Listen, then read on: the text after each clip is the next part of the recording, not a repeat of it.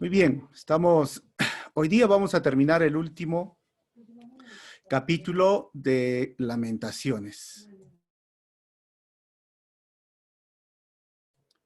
Entonces, Lamentaciones es parte de lo que se le llama la poesía hebrea. La poesía hebrea tiene muchas características especiales y sobre todo, este libro de Lamentaciones es un libro muy estructurado que nos ayuda a entender de una forma fácil para el lector, diríamos, pero no fácil para el que escribe, cómo deberíamos recordar este libro de Lamentaciones en su composición. Es fácil, ¿por qué? Porque el alfabeto hebreo tiene 22 letras y el capítulo 1 tiene 22 versículos. Y cada versículo empieza con la primera letra del alfabeto, luego el versículo 2 empieza con la segunda letra del alfabeto, el versículo 3 con la tercera letra del alfabeto y así como un acróstico, ¿no? En su forma de poesía que lo conocemos, va desarrollando cada versículo. El capítulo 2, la misma forma.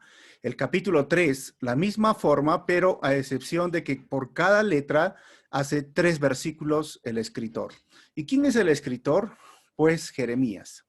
Jeremías se lo conoce como el profeta llorón. Él escribe cuando ve a su ciudad arder en llamas, su ciudad destruida y los ciudadanos también destruidos físicamente y emocionalmente. El capítulo 4 regresa a la estructura de 22 versículos por las 22 letras y el capítulo 5 regresa igual, 22 versículos, pero hay una diferencia en este último capítulo que vamos a estudiar. ¿Cuál es? Que no tiene el acróstico, es decir, el primer versículo no tiene nada que ver con la primera letra del alfabeto hebreo. El segundo, menos, o sea, todos los versículos no tienen nada que ver. ¿Y por qué? Parece que el autor, Jeremías, en medio de su dolor, quiere decirnos que, mira, hay un orden. Hay un orden, capítulo 1, capítulo 2, capítulo 3, capítulo 4, pero llega al capítulo 5 y ese orden que trata de mantener en medio del desorden, esa fineza, diríamos, en escribir 22 versículos, 22 letras, en este momento se rompe en llanto y rompe el esquema, pero quiere mantener esos 22 versículos, pero ya no con el alfabeto porque su dolor lo embarga. Su dolor es fuerte. Si diríamos que si Jeremías fuese a jugar, no sé, un partido de fútbol y tendría que escoger su camiseta, ¿qué número de camiseta creen que escogería Jeremías? ¿Qué número? La 22, van a decir, ¿no? Pásenme la 22. Si tendría que jugar, ¿no? Pero obviamente estamos en un momento de dolor. Bienvenidos al grupo de jóvenes Lucas, donde estamos estudiando el libro de Lamentaciones. Así que voy a continuar con este capítulo 5, que básicamente es el quinto canto fúnebre. Jeremías es el autor de este libro de Lamentaciones. Y como dije al principio, la poesía hebrea tiene el lamento como una característica de su escritura. Y el lamento no es una falta de respeto a Dios. El lamento es una expresión emotiva frente a la frustración, frente a no entender mucho de lo que está pasando, frente a comprender quién es Dios, pero le cuesta entender al judío, al escritor, a la persona que está viviendo, le cuesta entender por qué está pasando de esta forma tan exagerada. Puedo aceptar un poco de las consecuencias de mis errores, pero parece que Jeremías le está diciendo, Señor, yo creo que te pasaste, yo creo que estás exagerando. Y esto es el lamento. Para ubicarnos un poco, tenemos aquí la esclavitud de Egipto. Recuerden, en el año de Aproximadamente Israel es llevado, ustedes conocen, Moisés libera con las 10 plagas, Dios se le presenta en una zarza, es liberado y surge la Pascua, los israelitas son liberados y luego viene el pacto o la alianza en el Sinaí y estamos más o menos el Éxodo en el año 1280, 1240. Si en tu pantalla estás en una computadora, vas a ver en los números abajo. Si estás en un celular, se va a ver muy chiquitito, ¿verdad? Pero de ahí conquistan la tierra y está Josué. Esta historia de Jericó se cuenta en Josué, conquistan la tierra y llegan a la etapa de los jueces. Cuando ya la tierra se conquista, se dividen en 12 tribus y de ahí surge la monarquía unida con el primer rey que viene a ser Saúl, el segundo rey David y el tercer rey Salomón. Y esta línea amarilla sigue porque es el reino unido. Luego, esta línea amarilla se divide porque para el norte se va el reino de Israel. Salomón ya había construido el primer templo, un templo precioso, un templo que por dentro estaba todo hinchapado de oro, ¿no? Y tenía objetos de oro, tenía objetos de bronce o de cobre, de bronce, pero espectaculares.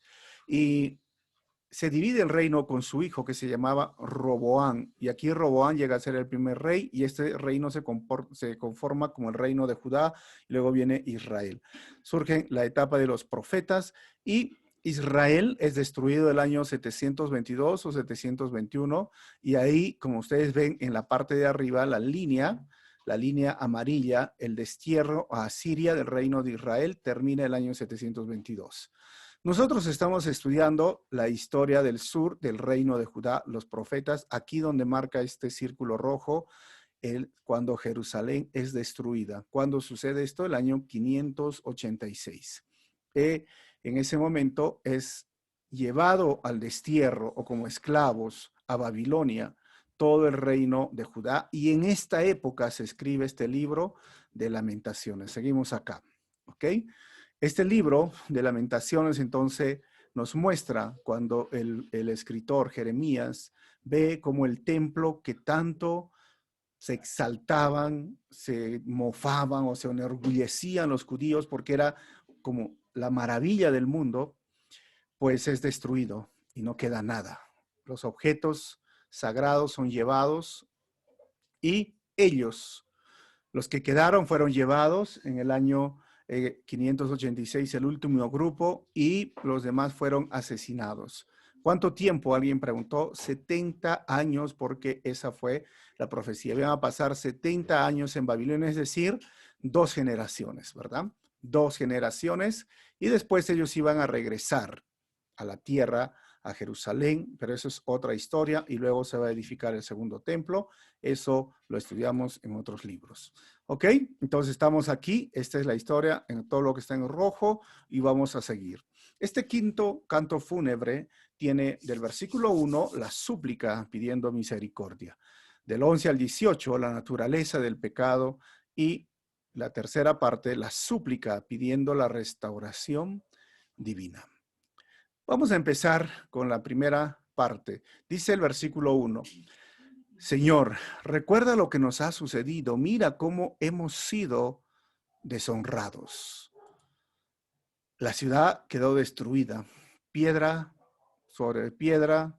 No sé, al final se dice que cuando llegó el ejército babilónico y prendieron fuego al templo, prendieron tanto fuego que el oro empezó a derretirse y el oro empezó a entrar como las rendijas más pequeñas. Obviamente cuando se enfrió ellos querían obtener el oro y maltrataron toda la ciudad, mataron a sus ciudadanos, hicieron lo que quisieron a ellos. ¿Por qué? Porque Babilonia ahora se levantaba como una potencia mundial. Por eso el profeta dice, recuerda lo que nos ha sucedido. Mira cómo hemos sido deshonrados. Este es algo muy interesante porque es como que cuando Jeremías empieza este primer versículo, nos hace entender como que recuerda a Dios, es como parece Dios que te has olvidado de nosotros. Hemos hablado hace poco tiempo en el grupo Lucas, en los jueves de apologética, ¿dónde está Dios en medio del sufrimiento o dónde está Dios en medio de la pandemia? Y hemos llegado, si ustedes recuerdan, a ver que hay una respuesta intelectual al sufrimiento del ser humano y hay una respuesta emocional al sufrimiento del ser humano. Pero cuando miramos esto, es como que agarraríamos y pensamos, pero yo sé que Dios está conmigo. Yo sé que Dios es soberano. Yo sé que Dios, bueno, Él tiene sus juicios justos. Yo sé que Dios es bueno, es amoroso. Yo sé que Dios salva. Yo sé que Dios perdona. Yo sé, y es bueno, misericordioso. Pero cuando realmente llega el sufrimiento a tu cuerpo, a tu familia, cuando realmente viene el dolor en tus emociones, es como que realmente Dios, ¿he hecho algo malo? ¿Mis padres habrán hecho algo malo que yo estoy pagando? ¿Qué he hecho para estar sufriendo de esta forma? O que me estás probando, Dios, pero ¿hasta qué punto me vas a probar? O sea, podemos tener mucho conocimiento, pero cuando llega el dolor, por eso decía, hay una respuesta emocional que también hemos visto cuando hemos estudiado. Y deberíamos recordar esa respuesta emocional. Y les digo que aunque tengamos buenas respuestas o conocimiento de Dios, no dejamos de tener emociones.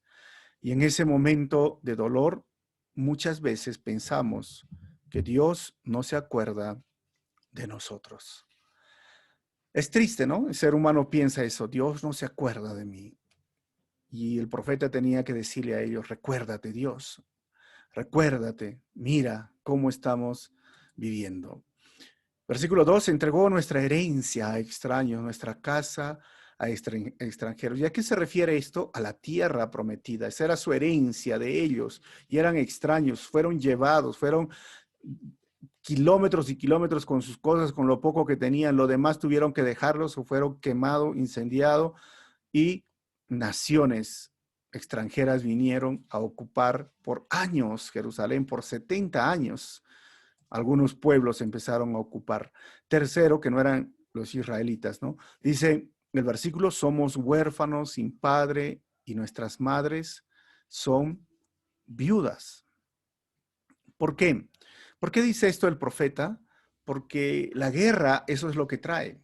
Trae huérfanos, trae viudas, los niños o los jóvenes mueren muy rápido, no hay hombres. Ellos estaban realmente sufriendo una pérdida muy, muy grande. Hoy, en la actualidad, sigue habiendo guerra, sigue habiendo conflicto. Es triste que en muchos países todavía se enfrenta a esto y nosotros hemos vivido en la época del terrorismo una gran cantidad de huérfanos, una gran cantidad de viudas y esto es triste para la humanidad, pero ellos lo estaban viviendo en este momento.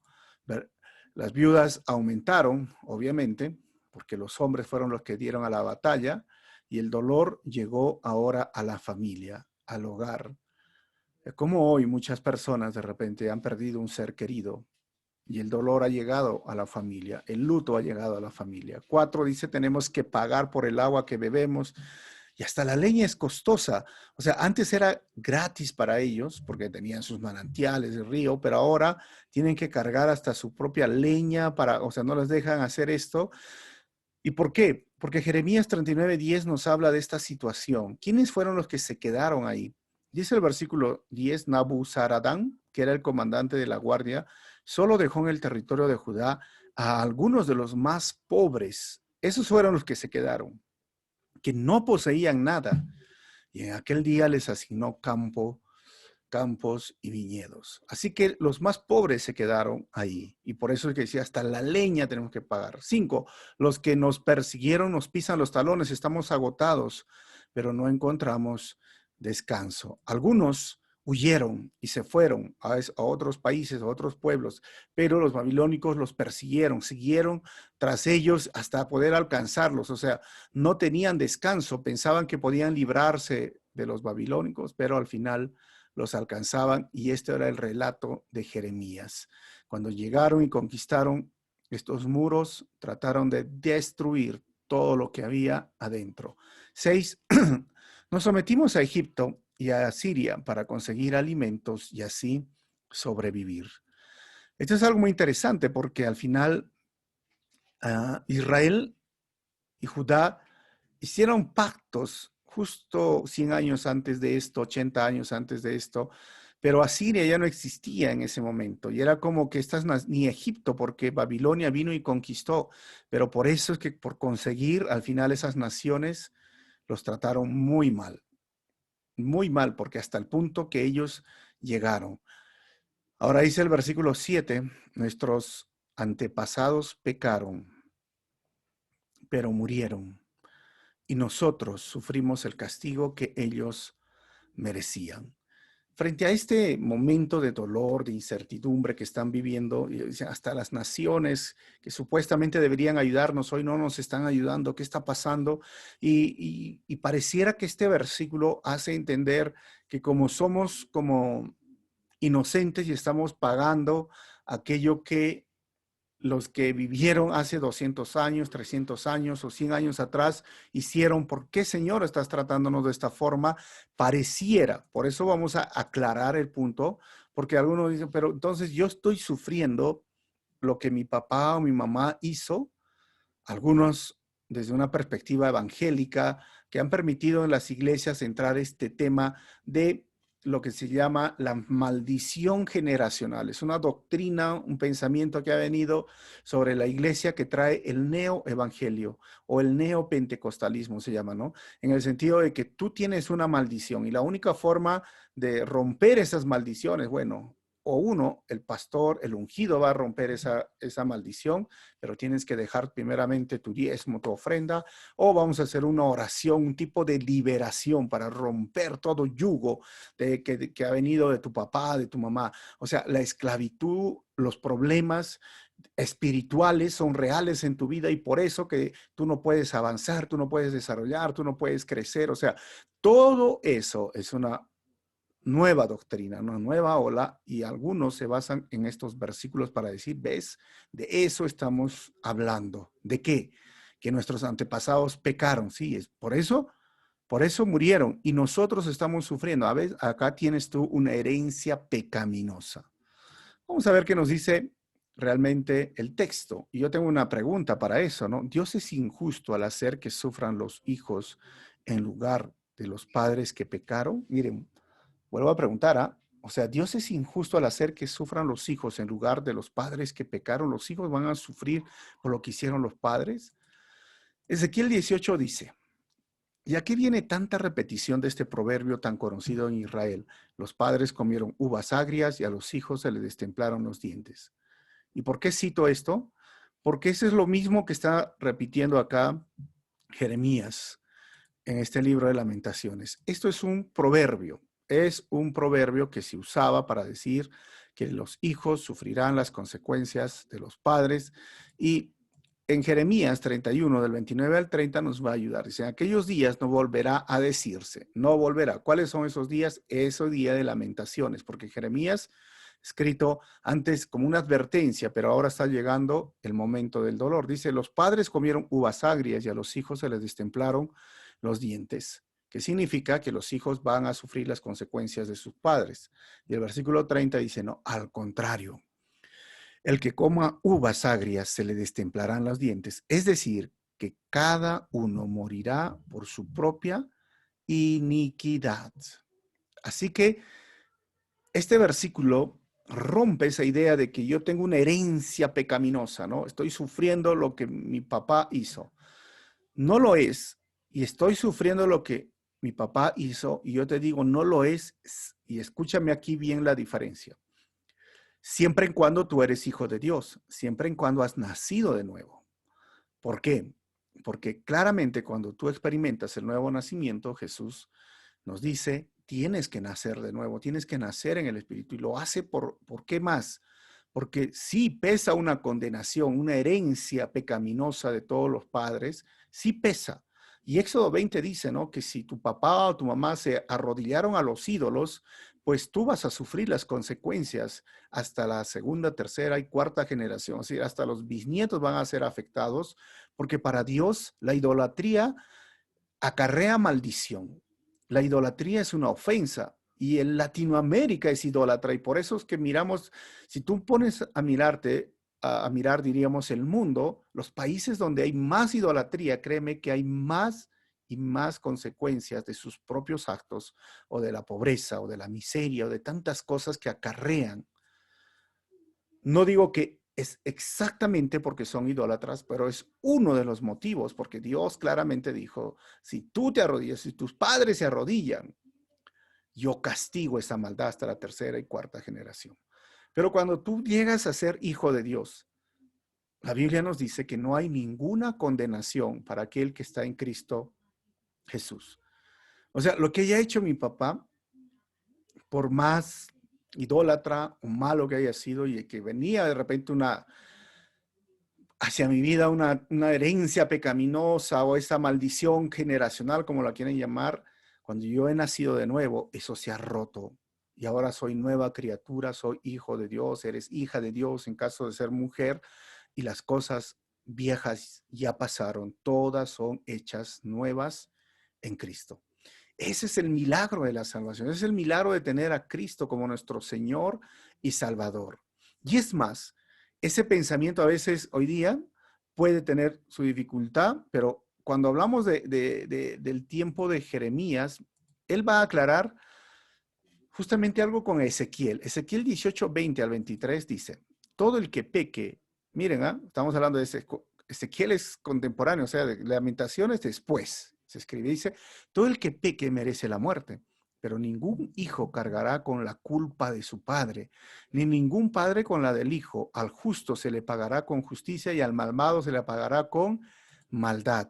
Si el malvado se arrepiente de todos los pecados que ha cometido y obedece todos mis decretos y practica el derecho y la justicia, no morirá. Está hablando a los judíos. 22. Vivirá por practicar la justicia y Dios se olvidará de todos los pecados que ese malvado haya cometido. ¿Acaso creen que me complace la muerte del malvado? No quiero más bien que abandone su mala conducta y que viva.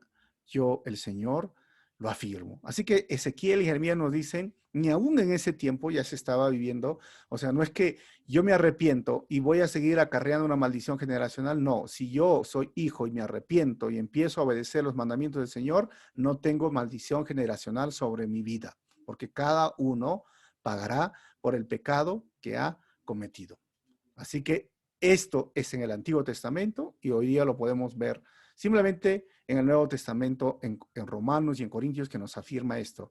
Pero si por ahí han escuchado este tema de la maldición generacional, anoten Ezequiel 18 y si desean, lean por favor todo el capítulo que habla muy claro sobre este tema. Versículo 8. Los esclavos son ahora nuestros amos.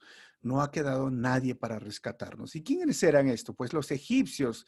Ellos llegaron a ser como vasallos en el tiempo de David, de Salomón, los asirios, los sirios, y al final ahora son los que los mandan. Realmente los judíos fueron desalojados de sus casas y fueron tratados de la forma más cruel.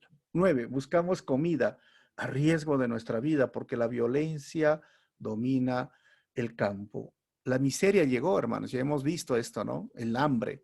Y ahora los pocos que quedaron estaban sufriendo esto. 10. El hambre hizo ennegrecer nuestra piel como si hubiera sido quemada en el horno. Obviamente está en una metáfora en el sentido de que cuanto tú más te expones al sol, pues te vas a quemar, ¿no? Tu piel. Y es como consecuencia de no hay agua, la pobreza ha llegado y tienen que salir y estar todo el tiempo expuesto al sol. Obviamente se ha quemado la piel y se empieza a ver los resultados, ¿no? La gente sufrió, vivían como vagabundos, ¿no? Como alguien que vive por la calle, porque la vejez, la pobreza, la miseria llegó a Israel. Y la pregunta, diríamos, de muchas personas es, pero ¿por qué? ¿Por qué llega a esto? Dios, creo que tú si los estás castigando, pero ¿qué han hecho? Por eso estamos estudiando Reyes, ¿no? Para que veas lo que han hecho. Lo colmaron la paciencia de Dios. O sea, Dios es lento para la ira.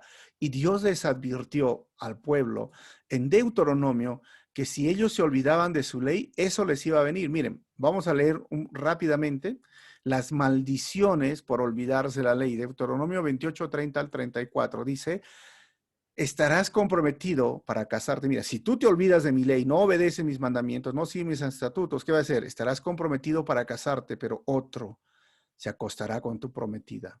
Construirás una casa, pero otro vivirá en ella. Plantarás un viñedo, pero nunca aprovecharás sus frutos. Verás descuartizar a tu buey delante de tus ojos, pero no comerás ni un solo bocado de la carne. Te quitarán el burro y nunca más te lo devolverán. Entregarán tus ovejas y cabras al enemigo y nadie saldrá a ayudarte.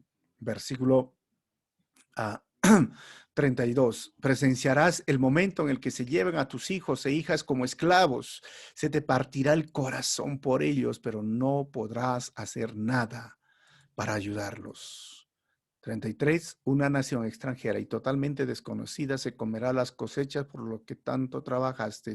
Sufrirás una opresión constante y un trato cruel. Te volverás loco al ver todas las calamidades que te rodean.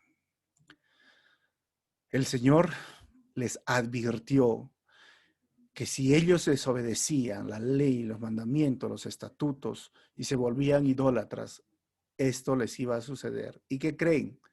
Esto les está sucediendo. El momento llegó y como hay un dicho que tenemos, ¿no? Guerra avisada no mata gente, decimos. Bueno, Dios puso sus normas, Dios pone la agenda, Dios pone y te dice, este es el camino, estos son mis mandamientos, estos son mis estatutos. Tú tienes la libertad de obedecer o desobedecer.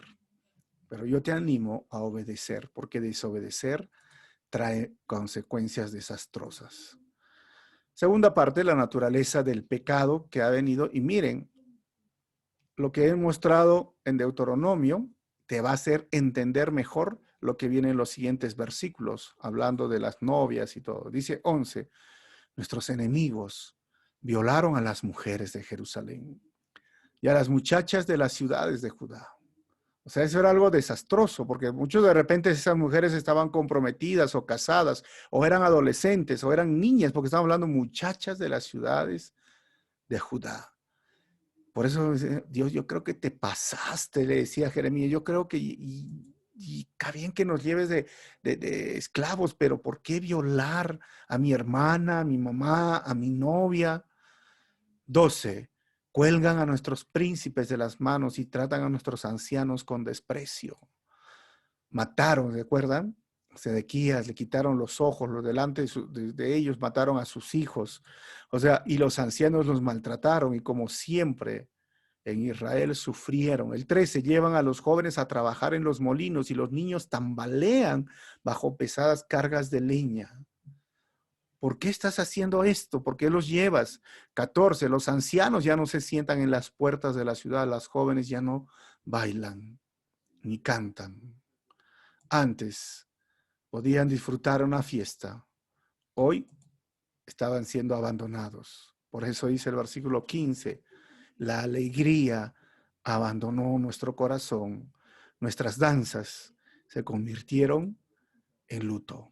Y lo único que les quedaba era llorar y llorar por su país.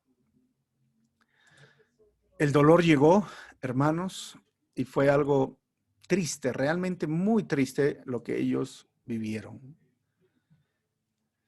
Dios les advirtió. Jeremías fue el último profeta y les advirtió, si ustedes hacen esto, miren, va a venir tal pueblo, va a hacer esto. Ellos, ¿sabes qué hicieron con Jeremías, con el que escribió esto?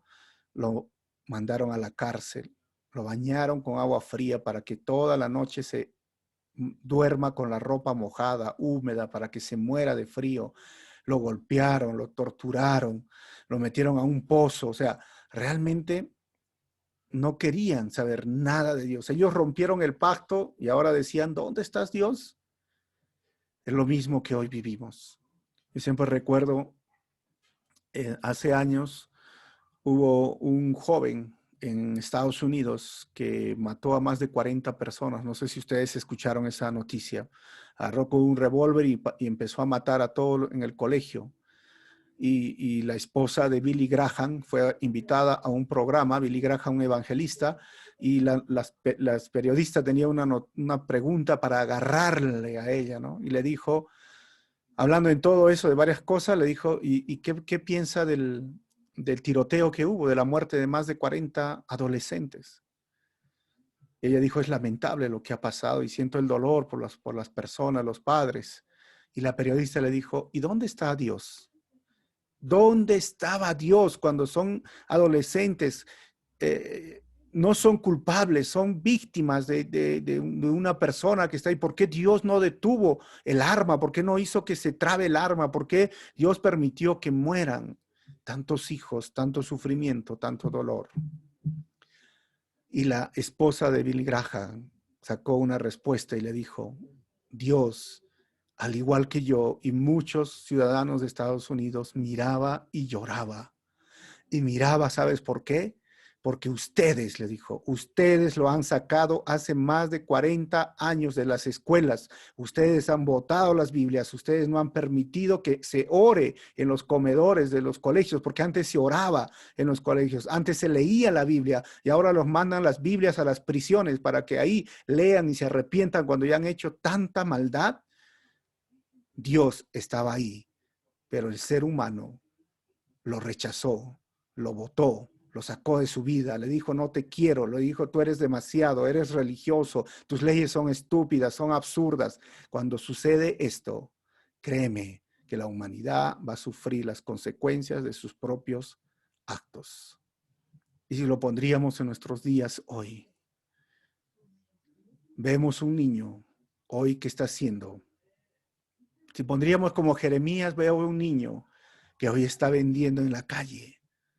Veo una madre que está llorando porque no tiene para comer. Veo una madre con hijos que no tiene hoy trabajo en medio de esta crisis. Veo personas, veo un padre, hace poco he estado veo un padre que se ha accidentado justo antes de la pandemia y ahora no tiene cómo alimentar a sus hijos. Su brazo está destrozado. Veo mujeres llorando. Veo jóvenes saliendo a trabajar a las calles. Se paran en los semáforos, empiezan a limpiar vidrios, empiezan a saltar por unas cuantas monedas. Veo muchos señoritas que están siendo hoy abusadas o niños. Las noticias son reales. Más de 400 denuncias de abuso sexual dentro de la casa en esta pandemia. Más de 400. Vemos el mismo dolor que veía Jeremías. La diferencia es que no hay Jeremías hoy día, no hay personas que se pongan y oren y se lamenten y busquen al Señor y le digan, Señor, pero por favor haz algo, ayúdanos. O, ¿por qué no le dicen qué puedo hacer yo para calmar ese dolor? ¿Qué puedo hacer yo? ¿Cómo voy a hacer? No solo es mirar, tenemos que hacer. El llanto, el dolor, las lágrimas llegó a Israel y hoy ha llegado a la humanidad. Y si alguien me pregunta, ¿dónde está Dios? Ahí me da ganas de decir, como dijo la esposa de Billy Graham, ¿no? Si Dios está en tu vida, ahí está, pero si no lo está, tú lo has rechazado a Dios. Tú te has arrodillado ante ídolos, tú no quieres leer la Biblia, tú no quieres saber nada de Dios, tú y ahora dices, ¿dónde está Dios? Si lo botas de tu vida, bueno, Dios estará mirando cómo sufre la raza humana. 16 cayeron las guirnaldas de nuestra cabeza. Lloren por nosotros. Y ahí hace un mea culpa Jeremías, porque hemos pecado. Tenemos el corazón angustiado y cansado y nuestros ojos se nublan por las lágrimas. Yo no sé si alguna vez has pasado un momento tan doloroso que ya no te quedaban lágrimas, que solo era llorar y llorar y llorar. Ese dolor lo estaba experimentando y no es para menos. Cuando viene el dolor y el sufrimiento, las lágrimas por nuestras emociones simplemente se desbordan. Jeremías vio cómo su gente, cómo los niños, cómo los jóvenes, cómo su ciudad se incendiaba y no le quedaba nada más que llorar. Dice 18, porque Jerusalén está vacía y desolada y en su lugar donde merodean los chacales. Termino con la súplica pidiendo la restauración divina. Al ver así su ciudad, lloraba. 19, pero Señor, tú serás el mismo para siempre. Tu trono continúa de generación en generación. Y este versículo es tan importante, ¿no? Porque es como al final del túnel, diríamos, ¿no? Jeremías encuentra una luz. Al final de todo lo que está pasando, dice, Señor, yo sé que tú eres el mismo. ¿Y qué significa que tú eres el mismo? Yo sé, Señor, que esto es consecuencia de nuestros pecados. Estamos sufriendo el castigo que tú prometiste que iba a venir y nosotros simplemente somos merecedores. Pero así como eres un juez justo y que decretaste la caída de Jerusalén, también confío que eres un Dios amoroso, un Dios misericordioso, y sé que tú eres el mismo, sé que tú no has cambiado y tienes misericordia y tienes compasión. Por eso me gusta mucho la filosofía cuando de Calvary y el pastor Chuck dice, ¿no? Cuando no entendemos por qué suceden las cosas, recurramos a lo que sí entendemos. Así que Jeremías dice, yo sé que eres, pero es cierto, estamos sufriendo. Es lo mismo que nos dice Hebreos 13:8, Jesucristo es el mismo ayer, hoy y siempre. 20. ¿Por qué sigues olvidándonos? ¿Por qué nos has abandonado por tanto tiempo? Aquí Jeremías otra vuelta, como les digo, ¿no? En un momento entra razonando y dice, yo sé que tú eres, sí, Señor, pero otra vuelta sus emociones se vuelcan y dice, Señor, yo creo que tú nos has olvidado. Yo creo que tú nos has abandonado. ¿Y cuánto tiempo nos estás abandonando? Fueron 70 años que pasaron. Al final, estos dos versículos, Dios es inmutable, no cambia. El ser humano no es inmutable. Cambiamos cada temporada. Pareciera que en el versículo anterior era como, ya, yo sí sé, Señor, ya voy a aceptar, voy a aceptar tu trato, porque cuando entendemos quién es Dios y su soberanía, solo nos cuesta y nos debe de costar esto, aceptar, Señor, esto es el trato para mi vida, y el cristiano acepta la voluntad de Dios, no se resigna a la voluntad. Hay una gran diferencia entre resignarse, es como decir, ya, pues, ¿no? Ya, ¿qué voy a hacer? Ya Dios ya me agarró, Dios me dijo esto, Dios me ha permitido sufrir. No, lo que tenemos que entender que la voluntad de Dios es aquello que nosotros estamos viviendo. Y algunos dirán, pero ¿por qué? Si solo trae sufrimiento y solo trae dolor. Recuerden que cuando tú empieces a aceptar la voluntad de Dios para tu vida, va a empezar sanidad emocional en ti. ¿Por qué? Porque hay un propósito mayor aún en la forma, en el estado en el cual tú estás, en tu vida, en tu matrimonio, en tu familia. Dios tiene un propósito y va a sacar lo bueno. Mientras tú no aceptes y vivas siempre preguntándote por qué, o quejándote, o mirando algunos otros predicadores a ver que me digan algo, no va a suceder un cambio. Me gusta mucho hablar de Nick Yukovic, creo que es, o no sé, ustedes lo conocen. No tiene extremidades, ¿no? No tiene brazos, no tiene pies, solo tiene un piercito chiquito. Su testimonio de él quería quitarse la vida. Pero cuando él termina aceptando la voluntad de Dios para su vida, el sufrimiento queda atrás. La lástima por sí mismo queda atrás. Cuando él termina aceptando la voluntad de Dios para su vida, empieza a crecer fe, empieza a crecer fortaleza. Y cuando Jeremías entiende, en un momento, sí, la voluntad de Dios es esto, Señor. Hemos pecado y ha venido esa desgracia. Y lo acepta. Pero igual va a haber ese momento de decir, pero acepto, pero no acepto, pero porque somos seres emotivos, porque cambiamos cada momento. Y en ese momento yo te animo a que recuerdes quién es Dios. Dios es inmutable. Dios no va a cambiar. Por eso dice el versículo 21, restáuranos, oh Señor. Y es que regresemos a ti. Devuélvenos la alegría que teníamos antes.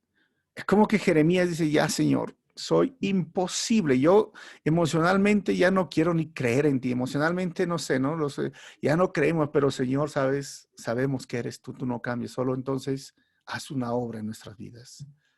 Es en este contexto que habla así, devuélvenos la alegría, restáuranos, haz que regresemos a ti. Y eso debería entenderse como el arrepentimiento. ¿Sabes qué? El verdadero arrepentimiento busca restauración de parte de Dios en su relación con Él. Eso es lo que busca el arrepentimiento, restauración de parte de Dios. El arrepentimiento no solo es llorar, el arrepentimiento es buscar restauración de parte de Dios. Y el verdadero arrepentimiento empieza en tristeza por haber ofendido a Dios, por ofender a Dios, y terminará en alegría al experimentar la restauración. Recuerda, para terminar, ¿no? Dios es el Dios de segundas oportunidades. Dios es el Dios que está listo para perdonarnos. Y Dios es el Dios que se glorifica en medio de tu dolor y el sufrimiento. Créeme, las personas crecen y aprenden a ser más como Cristo cuando pasan por el sufrimiento o a veces por los errores que han cometido o a veces por el pecado que ellos mismos han cometido, y cuando son restaurados aprenden más, y cuando aprenden encuentran su alegría en el Señor. Esa es la forma que podemos crecer. Crecemos en base a nuestra debilidad. No crecemos en fortaleza. La falta de pruebas o la falta de sufrimiento, la falta de dolor no ha traído crecimiento a nadie en la humanidad. Pero las pruebas, el sufrimiento, el dolor ha traído crecimiento. Y cuando creces, te pareces más a Cristo. Y cuando te pareces más a Cristo, ¿sabes qué?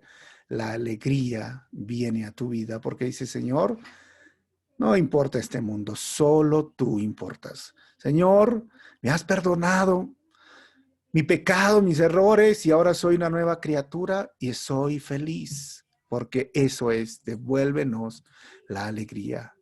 Pero igual regresa otra vez, Jeremías, mira estos versículos, como les digo, ¿no? Regresa otra vez y dice, ¿o acaso nos has rechazado por completo? ¿Todavía estás enojado con nosotros?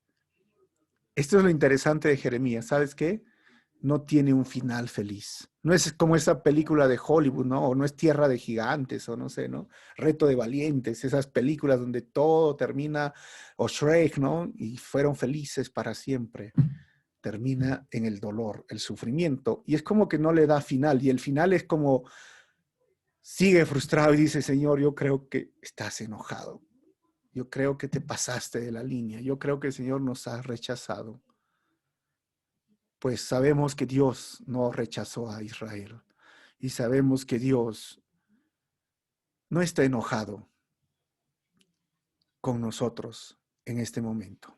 Enojado sí con una humanidad que se ha ido en contra de Él, pero contigo y conmigo no está enojado. Él nos ama porque somos sus hijos. Así que el lamento del creyente hacia Dios puede ser emotivo, va y viene, razona, pero llora, entiende, pero se frustra. Pero el lamento no es ofensivo. Nunca debe ser ofensivo. Y el lamento yo puedo ir y decirle, Señor, yo creo que te estás pasando, Señor. ¿Yo qué he hecho, no? O yo qué, ¿por qué está pasando? Pero al final regresas y dices, Señor, yo sé que tú tienes un plan mejor, bueno para mi vida, que no necesariamente significa la felicidad en muchos casos, ¿no? O la alegría, sino simplemente aceptar que hay algo bueno en todo lo negativo que nos puede estar pasando. Conclusiones, miren hermanos, muchas veces la mejor respuesta a un corazón adolorido es estar a su lado y no decir nada. Así que si alguien ves en sus emociones así, desanimado, llorando, frustrado, a ese corazón adolorido, mejor permanece a su lado. Y a veces mejor no explicar el dolor, no digas nada. Segundo, cada persona sufrirá las consecuencias de sus propios pecados o malas decisiones. Tercero, Dios no cambia en su amor y misericordia, aún en sus juicios y decretos. Y cuarto, El arrepentimiento verdadero es cambiar tu manera mala de vivir, se repitió acá, y empezar a obedecer a los mandamientos de Dios. Eso es arrepentimiento. Deja esa mala conducta que ofende a Dios, deja el pecado, deja la idolatría, deja el alcoholismo, no sé, no los pecados, la borrachera, el sexo fuera del matrimonio, tantos pecados que ofenda, deja eso y vuélvete a Dios. Eso es arrepentimiento. Vamos a orar. Señor, te agradecemos por tu palabra y gracias, Señor, porque eres un Dios compasivo, lento para la ira, pero tu ira va a llegar un día, tu juicio va a llegar un día. Pero, Señor, eres grande en misericordia y tu misericordia hoy es la cruz, es el sacrificio de nuestro Señor Jesucristo. Padre, gracias por encontrarnos, gracias por hacernos tus hijos. Y si hay personas que están escuchando y todavía no son tus hijos, yo te pido, Señor, para que ese corazón sea quebrantado y que abra sus ojos de ellos, sus ojos espirituales, para que puedan ver tu verdad y no terminen al final enfrentando tu juicio severo. Gracias, Señor, en esta hora. Oramos así de esta forma y pedimos todo esto en tu nombre, Jesús. Amén.